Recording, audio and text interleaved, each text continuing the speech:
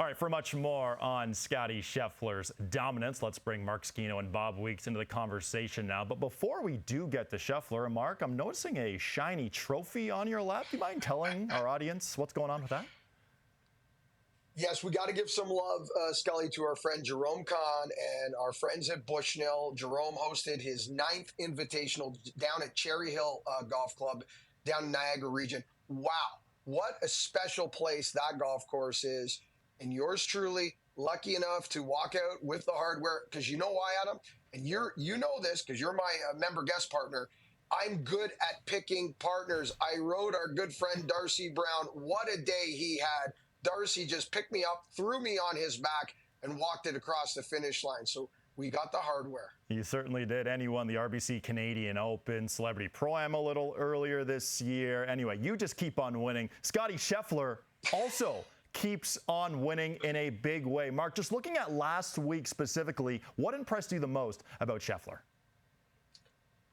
The fact that he almost gave a shot away to the field on Sunday, guys, and won this golf tournament. He was minus 8.8, fill in the blank. So almost a full shot against the field, giving one away on the Sunday.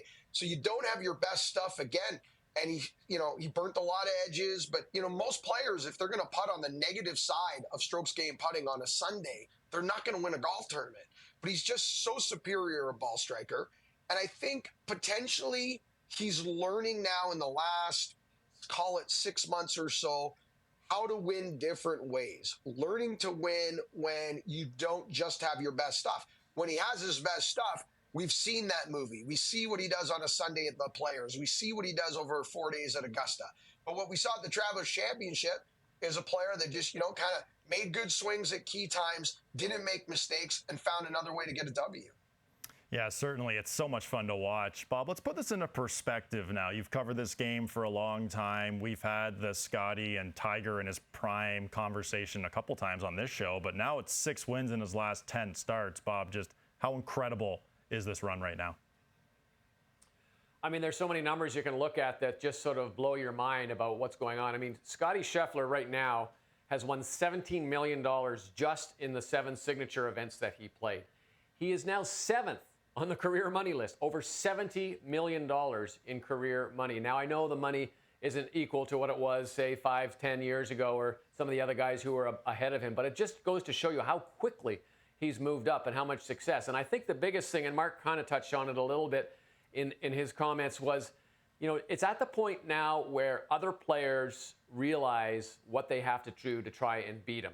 And if you look at the leaderboard coming down the stretch on the weekend, there was a lot of big names in there that were either tied or a shot back. And you look at Tom Kim, and you look at Tony Finau, and you look at Patrick Cantlay. These are guys who are all veteran players. And yet they knew that you could not afford to make a mistake because Scottie wasn't going to make any mistakes. Scottie is not going to give away a tournament. And so now this puts the pressure on them to perform. And I think that changes their thinking, their ability to hit a clean shot and with a clean mind and just sort of say, I'm just going to play this. You realize I got to hit this better because Scottie's not going to do it. And that's a huge advantage, and it is reminiscent of we know who, Tiger Woods. It certainly is, and he's been able to win in so many different ways, whether in tough conditions or a shootout like we saw last week at the Travelers. Scottie Scheffler playing some incredible golf. But now looking ahead, the Open Championship a couple weeks' time. Mark, the big question, can he keep this run going? Oh, 100%. I think the only thing that's going to get in Scottie's way, guys, is the fact that I don't expect him to play much golf after the playoffs. Like, how many starts does he actually have ahead of him? He's got an Olympics he needs to play. He has a President's Cup he needs to play. So he is not going to add a ton to this schedule.